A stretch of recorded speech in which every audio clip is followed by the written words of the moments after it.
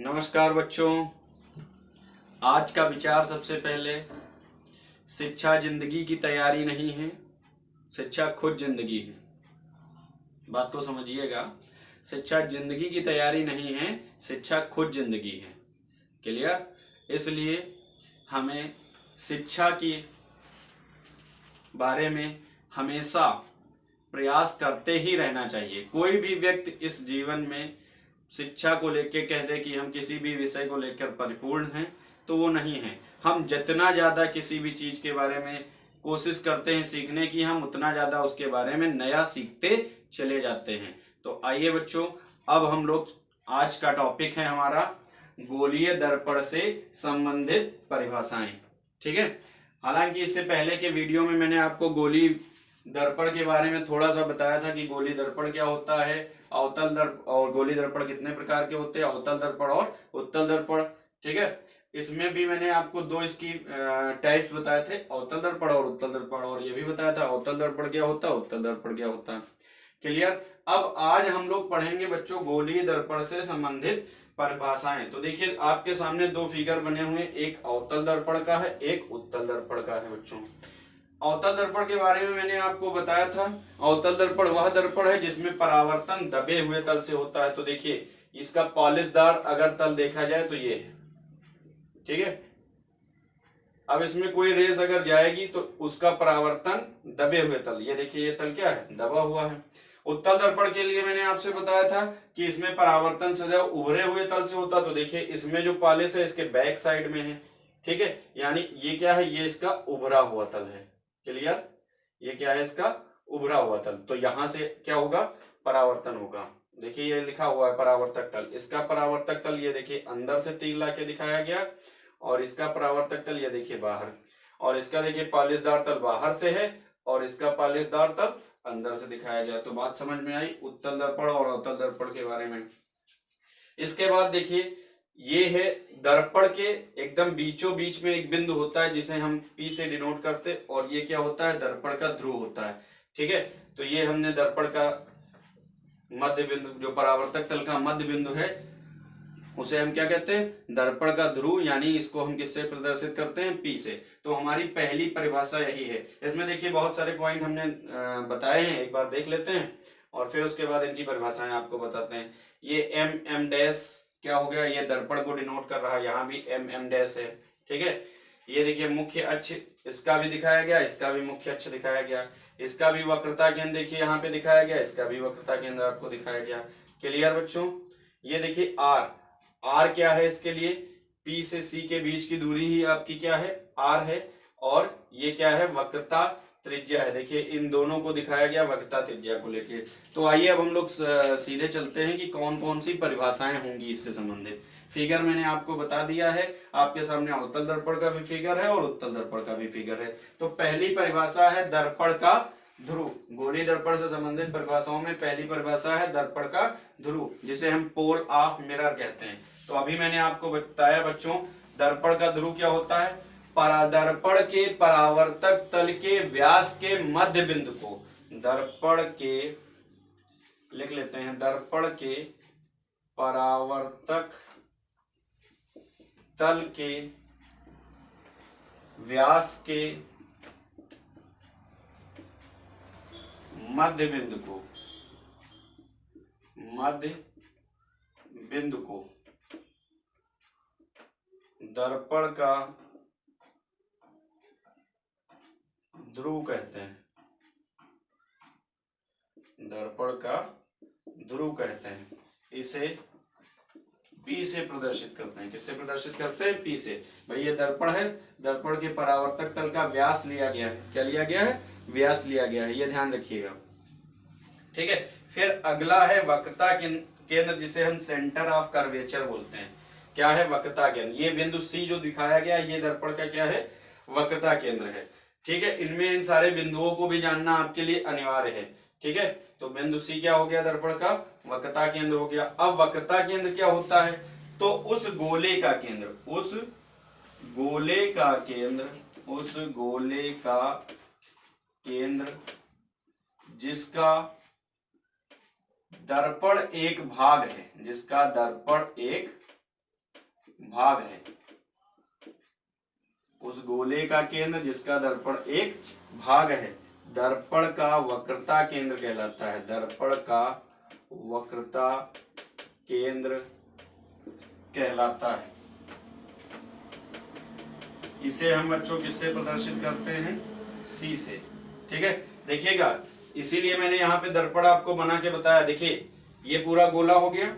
अब देखिए इसका हमने एक भाग एम डैश, यही तो दर्पण है। इसको अगर हम काट के अलग कर लें तो ये हो जाएगा आपका दर्पण एम डैश पी।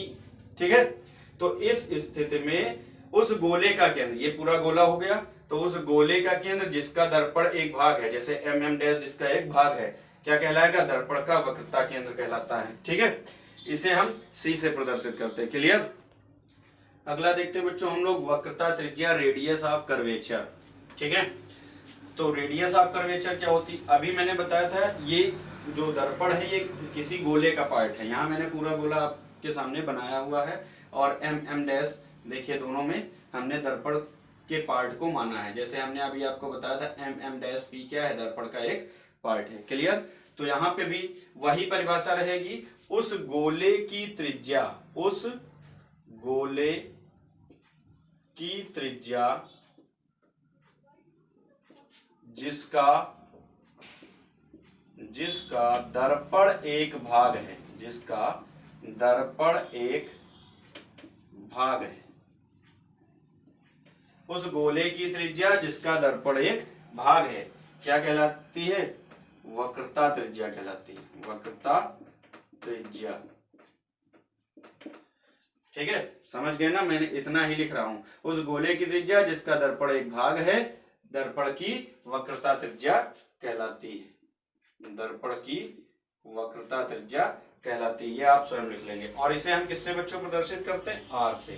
किससे प्रदर्शित करते हैं? आर। देखिए इसीलिए मैंने पी और सी के बीच की दूरी को किससे प्रदर्शित किया? आर। अच्छा, देखा जाए तो जैसे अगर हम यहाँ पे कोई बिंदु मान लेते हैं, सिर्फ मानने के लिए है आपके, पी डैश जैसे हमने मान लें, तो देखिए इसका, इस गोले का व्यास पी डैश हो जाएगा ना। इसी तरीके से अगर हम यहां तक देखें तो पी डैश सी और पी सी, ये दोनों क्या है? दर्पण की त्रिज्याएं ही तो हैं। तो वही बात तो आपको बताई जा रही है, उस गोले की त्रिज्या जिसका कि दर्पण एक भाग है, दर्पण की क्या कहलाती है? वक्रता त्रिज्या कहलाती है। क्लियर? अगला है मुख्य अक्ष। तो मुख्य अक्ष किसे कहते हैं? अब देखिए मुख्य अक्ष, तो दर्पण के ध्रुव को, दर्पण के ध्रुव को या दर्पण के वक्रता केंद्र को, कुछ भी लिख सकते हैं, दर्पण के वक्रता केंद्र को ध्रुव से या दर्पण के ध्रुव को वक्रता केंद्र से मिलाने वाली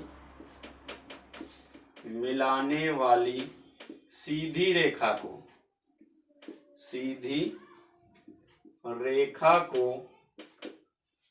दर्पण का मुख्य अक्ष कहते हैं। क्लियर? फिर से देख लीजिए, दर्पण के ध्रुव को मुख्य अक्ष, दर्पण के ध्रुव को वक्रता केंद्र से, दर्पण के ध्रुव को वक्रता केंद्र से मिलाने वाली सीधी रेखा क्या कहलाती है? मुख्य अक्ष कहलाती है। क्लियर? इसीलिए इसको लिख दिया गया, दर्पण के ध्रुव को वक्रता केंद्र से मिलाने वाली सीधी रेखा को दर्पण का मुख्य अक्ष कहते हैं। अगली है बच्चों अभिलंब। ठीक है, तो अभी मैंने आपको बताया अभिलंब की परिभाषा क्या होगी बच्चों। देखिए गोलीय दर्पण के, लिख लेते हैं, गोलीय दर्पण के किसी बिंदु को वक्रता केंद्र से मिलाने वाली रेखा, वक्रता केंद्र से मिलाने वाली रेखा उस बिंदु पर अभिलंब होती है। क्या होती है? अभिलंब होती है। देखिए बच्चों एक बार फिर से देख लीजिए, गोलीय दर्पण के किसी बिंदु, अगर हम मान लेते हैं गोलीय दर्पण पर कोई बिंदु n मान ले, ठीक है, तो अगर n को हम c से मिलाएं तो क्या होगा? एन और सी को जब हम मिलाते हैं तो जो ये रेखा है ये एन पर क्या कहलाएगी, अभिलंब कहलाएगी। क्लियर। आगे देखते हैं बच्चों, फोकस अथवा मुख्य फोकस। ठीक है, तो देखिए बच्चों, मुख्य अक्ष के समांतर, गोलीय दर्पण में मुख्य अक्ष के समांतर चलने वाली किरणें, गोलीय दर्पण जैसे मैंने प्रतिबिंब की आपको परिभाषा बताई थी, सेम वैसे ही इसकी भी परिभाषा है। क्या कहेंगे इसमें, गोलीय दर्पण में थोड़ा सा डिफरेंस है। यहां पे क्या होगा, गोलीय दर्पण में मुख्य अक्ष के समांतर चलने वाली किरणें, कौन सी, मुख्य अक्ष के समांतर चलने वाली किरणें। गोलीय दर्पण में मुख्य अक्ष के समांतर चलने वाली किरणें परावर्तन के पश्चात जिस बिंदु पर वास्तव में मिलती हैं या मिलती हुई प्रतीत होती हैं, वह बिंदु क्या कहलाता है, मुख्य फोकस अथवा फोकस कहलाता है। क्लियर। गोलीय दर्पण में मुख्य अक्ष के समांतर चलने वाली प्रकाश की किरणें परावर्तन के पश्चात, किससे परावर्तन के पश्चात, दर्पण से परावर्तन के पश्चात जिस बिंदु पर वास्तव में मिलती हैं या मिलती हुई प्रतीत होती हैं, वो क्या कहलाती है, वो बिंदु क्या कहलाता है, मुख्य फोकस कहलाता है। क्लियर। अगर परिभाषा लिखना चाहें तो लिख सकते हैं हम लोग, गोलीय दर्पण में मुख्य अक्ष के समांतर चलने वाली प्रकाश की किरणें परावर्तन के पश्चात जिस बिंदु पर मिलती हैं, जिस बिंदु पर वास्तव में मिलती हैं अथवा मिलती हुई प्रतीत होती हैं, वह बिंदु क्या कहलाता है, मुख्य फोकस अथवा फोकस कहलाता है। तो आगे आप लिख लेंगे, इसको हम किससे प्रदर्शित करते हैं बच्चों, एफ से। किससे प्रदर्शित करते हैं, एफ से। अच्छा, एक चीज और, जो आपका फोकस है और वक्रता त्रिज्या है, इसमें एक संबंध होता है। क्या संबंध होता है, फोकस तथा वक्रता त्रिज्या में संबंध, वक्रता त्रिज्या में संबंध क्या होता है बच्चों, F equal to R by two, F equal to R by two. मतलब जो फोकस होता है वो सदैव वक्रता त्रिज्या का लगभग आधा होता है। क्लियर। फोकस तथा वक्रता त्रिज्या में ये एक संबंध निकलता है। एक चीज और देखिए, मुख्य अक्ष के समांतर चलने वाली वास्तव में मिलती अवतल दर्पण की मैक्सिमम कंडीशन में जो किरणें होंगी ये कहां पे मिलेंगी, वास्तव में मिलेंगी। लेकिन यही उत्तल दर्पण में लिखें तो जब मुख्य अक्ष के समांतर जो किरणें आ रही हैं वो जब हम इस पे देखेंगे तो ये मिलती हुई हमें प्रतीत होती हैं। देखिए, इसलिए डॉटेड लाइनों में बताया गया, तो इसलिए ये उत्तल दर्पण में घटना घटती है। ठीक है। अब इसी में अगर हम फोकस दूरी की बात करें, इसी से हमने अभी इसको लिखा है, फोकस दूरी की बात करें तो क्या हो जाएगा, डी को हमने क्या बताया था, ध्रुव। तो दर्पण के ध्रुव तथा मुख्य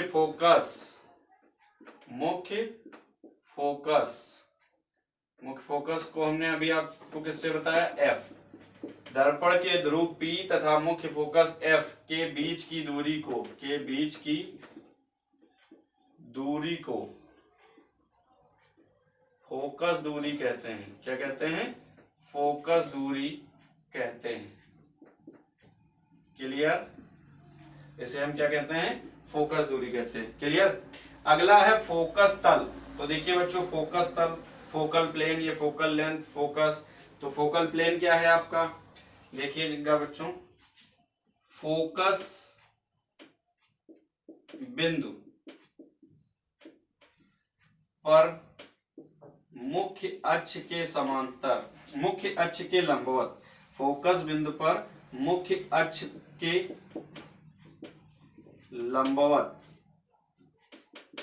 खींचा गया तल लंबवत, खींचा गया तल फोकस तल कहलाता है। जैसे ये फोकस पॉइंट है, अगर हम मुख्य अक्ष के इस पे लंबवत खींच लें कोई तल, तो ये खींचा गया तल ही क्या कहलाएगा? फोकस तल कहलाएगा। क्लियर? आगे देखते हैं बच्चों, दर्पण का द्वारक।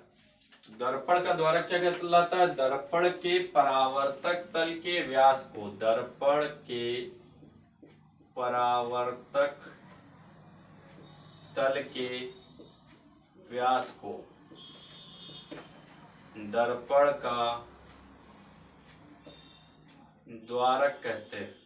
क्या कहते हैं? दर्पण का द्वारक, एपर्चर ऑफ मिरर। यहाँ पे एक चीज ध्यान रखिएगा, दर्पण के परावर्तक तल की मैंने बात की है, ना कि गोले के परावर्तक तल की बात की। ध्यान दीजिएगा, दर्पण के परावर्तक तल के व्यास की मैंने बात की है। तो ये जो जीवा है, अगर जैसे दर्पण का ये M1 MM डैश हो गया, ये P हो गया, तो जो ये MM डैश है यही आपकी क्या कहलाएगी? दर्पण का द्वारक कहलाएगी। इस चीज को ध्यान रखिएगा। चाहे हम परावर्तक तल का देखिए भाई, अगर इसको हम देखें तो ये व्यासी तो है, इन दोनों सिरों को मिला रही ये जीवा, तो व्यास ही है। अब इस चीज में अगर इसका कोई सेंटर यहाँ हो जाए तो ये मतलब इसका क्या हो जाएगी? व्यास हो जाएगी। बस ये ध्यान रखना है आपको, ये गोले का व्यास नहीं है। किसका व्यास नहीं है? गोले का। ये दर्पण के परावर्तक तल का व्यास है। क्लियर? आगे देखते हैं संयुग्मी फोकस। तो संयुग्मी फोकस किसे कहते हैं? उन बिंदुओं को, उन दो बिंदुओं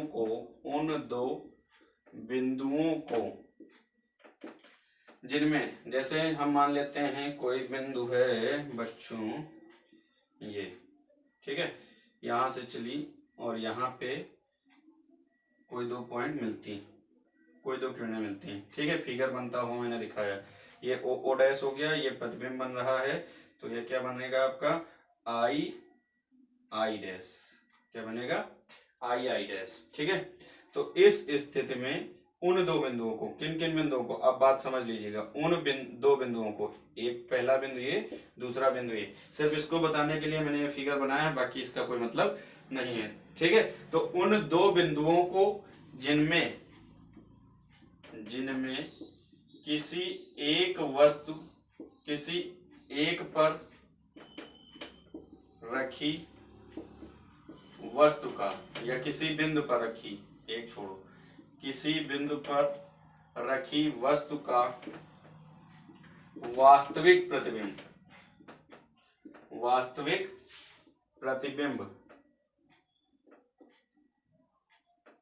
दूसरे बिंदु पर बनता है, दूसरे बिंदु पर बनता है, क्या कहलाता है? संयुग्मी फोकस कहलाते हैं। वे बिंदु जिनमें किसी एक बिंदु पर रखी वस्तु का वास्तविक प्रतिबिंब दूसरे बिंदु पर बनता है, क्या कहलाते हैं? संयुग्मी फोकस। यानी कि अगर हम O और I डैश की बात कर लें तो ये बिंदु आपके क्या हो जाएंगे? संयुग्मी फोकस हो जाएंगे। क्लियर? संयुग्मी बिंदु तो वैसे ही सेम वही परिभाषा रहेगी, उन दो बिंदुओं को जिनमें किसी एक बिंदु पर रखी वस्तु का प्रतिबिंब दूसरे बिंदु पर बनता है, उन्हें ही हम क्या कहते हैं? संयुग्मी बिंदु कहते हैं। क्लियर? आगे देखते हैं। यहां पर बच्चों एक चीज ध्यान रखिएगा, संयुग्मी फोकस केवल अवतल दर्पण में ही संभव है। किसमें संभव है? अवतल दर्पण में ही, उत्तल दर्पण में संभव नहीं है, उत्तल दर्पण में संभव नहीं है। क्लियर? बात समझ में आई? बच्चों देखिए, कुछ चीजें हम यहाँ पर जो आपके सिलेबस में थोड़ी सी कम है उनके बारे में भी हम जान लेते हैं। जैसे यहाँ पे समतल दर्पण से बने प्रतिबिंब की विशेषताएं हैं। ठीक है, समतल दर्पण के बारे में भी हम थोड़ा सा जान लेते हैं। हालांकि आपके सिलेबस में यहाँ दर्शाया नहीं गया है समतल दर्पण, लेकिन थोड़ा सा समतल दर्पण के बारे में भी हम लोग जान लेते हैं। ठीक है, गोली दर्पण के बारे में मैंने आपको बता दिया। समतल दर्पण अगर आपसे पूछा जाए क्या होता है? समतल दर्पण, ठीक है, तो समतल दर्पण क्या होता है बच्चों? यदि कांच की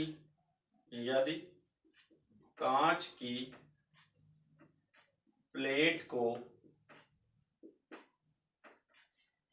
यदि कांच की समतल प्लेट लिखते हैं, यदि कांच की समतल प्लेट प्लेट को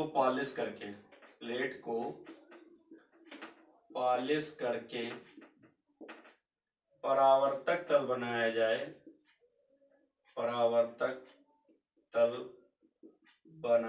जाए, यदि कांच की समतल प्लेट को पॉलिश करके परावर्तक तल बनाया जाए तो इसे समतल दर्पण कहते हैं।